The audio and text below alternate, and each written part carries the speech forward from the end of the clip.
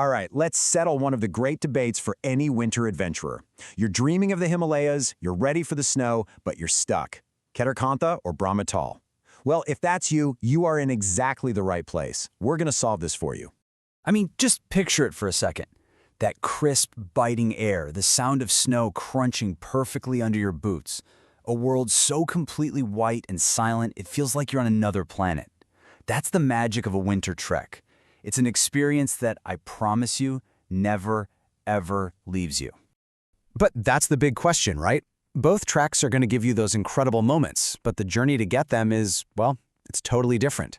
And picking the one that's right for you is the key to having the best possible adventure. So, how do you choose? That's what we're here to figure out.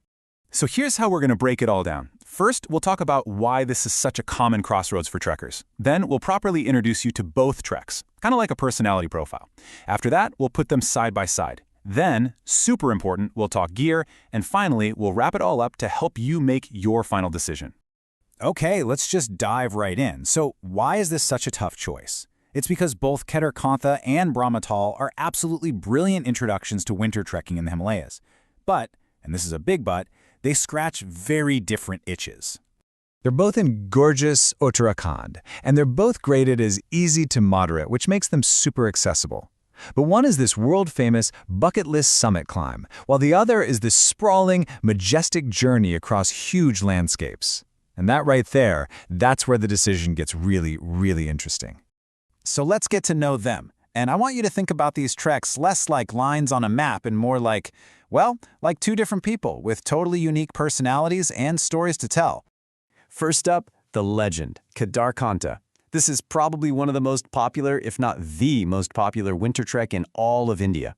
It's famous for these magical forest trails, the super cozy campsites, and of course, that feeling of standing on a summit with a 360-degree view. It really is the classic winter trek experience. Now let's just look at the stats. The thing that should immediately jump out at you is the duration, just 5 days. That makes Kedarkantha this short, sharp, power-packed adventure. It's absolutely perfect if you're a bit tight on time, but you still want that full-on thrill of climbing a peak. And then you have Brahmatal. You know, this trek is less about the race to the top and so much more about the journey itself. It's known for these huge, grand, sweeping views, walking along these wide-open ridges, and the incredible beauty of 2 frozen high-altitude lakes. And you'll spot it right away. It's a day longer than Kedarkantha, 6 days. Now that extra day, it makes a huge difference. It just lets you settle in, take a slightly more relaxed pace, and really spend time soaking in those insane panoramic views of giants like Mount Trishul and Nandakunti. All right, now it's time for the main event. Let's put these two treks right next to each other and really get into the nitty-gritty of what makes them different. And pay close attention here, because this is probably where you're going to find your answer. First up, the atmosphere, the vibe. Kedarkantha is super popular, which means the campsites are always buzzing with energy. It's a very social trek. You'll meet a ton of people. Brahmatal, on the other hand, that's for someone who wants to get away. It's a much quieter trail, fewer people, and you get a much deeper sense of peace and solitude. Okay, let's talk scenery. This is a big one. What do you want to see? Are you dreaming of that Narnia-like fairy tale magic of walking through these dense, snow-covered pine forests? That is pure Kedarkantha. Or are you more drawn to the feeling of being on these huge, wide-open ridges with endless, dramatic mountain views in every direction?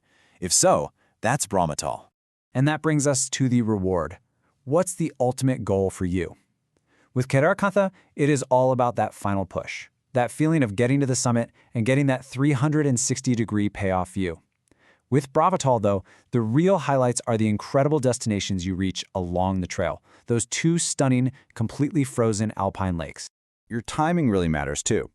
If you're looking to go early in the winter, like late November or December, Kedarkantha is your absolute best bet for finding good snow. But if you're planning a trip for later, say February or early March, Brahmatal is often the smarter choice, because Kedarkantha can get buried under incredibly deep and challenging snow. Okay, so once you've picked your trail, what's next?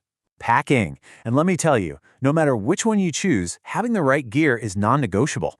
It is the difference between an amazing adventure and a really uncomfortable, even unsafe one. Now think of this list not as suggestions, but as your absolute must-haves. You know, things like thermals and woolen socks. You'll pretty much only wear them at night, but trust me, you will thank me later.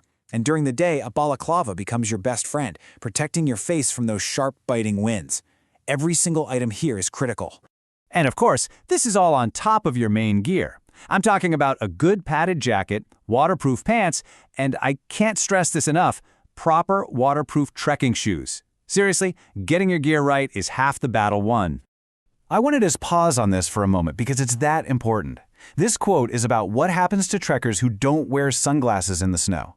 You have to remember, snow reflects all that UV light right back into your eyes. Sunglasses are not a fashion accessory on a winter trek. They are a critical piece of safety equipment. Do not leave home without them. Okay, we've talked about the vibe, the views, the best time to go, and the gear you need. Let's bring it all home and make this decision super simple for you. So here it is, the final breakdown. You should choose Kedarkantha if you're a first-timer, you're short on time, you love that social, buzzing camp atmosphere, and you're dreaming of that classic summit moment. But you should choose Brahmatal if you've got a trek or two under your belt, you want a quieter trail, you prefer solitude, and you're captivated by the idea of vast, open landscapes and frozen alpine lakes. At the end of the day, there is no wrong answer here. Both of these tracks are absolutely incredible chapters to add to your adventure story. The only question is, which story is yours? Is it the celebratory summit of Kedarkantha or the quiet, majestic journey to Brahmatal? The mountains are waiting. So, which path are you going to take? First Trek, your trust for trekking.